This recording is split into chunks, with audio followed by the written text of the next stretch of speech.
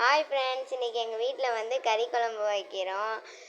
வாங்க எங்கள் அம்மா எப்படி வைக்கலாங்கன்னு பார்க்கலாம். எங்கள் அம்மா நான் வந்து டியூஷன் போயிட்டேன், அதனால் எங்கள் அம்மா பாதி வச்சிட்டாங்க. நம்ம அதுலேருந்தே கண்டினியூ பண்ணலாம். எங்கள் அம்மா கறி குழம்பு மீன் குழம்பெல்லாம் மண் சட்டியில் தான் வைப்பாங்க. மண் சட்டியில் வச்சா தான் ரொம்ப டேஸ்ட்டாக, அது வந்து ரொம்ப நாளைக்கு இருந்தாலும் கெட்டு போகாது. அதனால் அதில் வைக்கிறாங்க.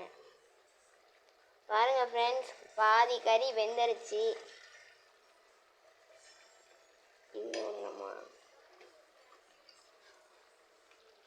ஃப்ரெண்ட்ஸ் வாங்க, அம்மா வந்து மிளகாத்தூள் போட்டுட்ருக்காங்க.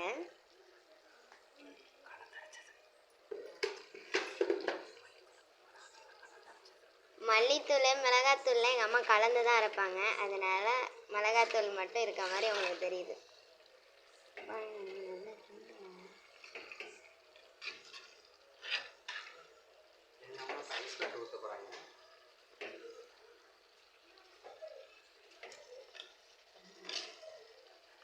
இப்போ வாங்க நம்ம தண்ணி ஊற்றலாம்.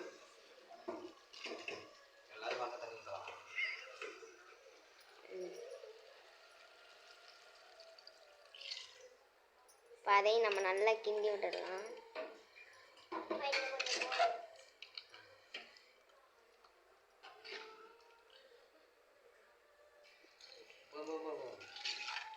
ஊற்றியாச்சு.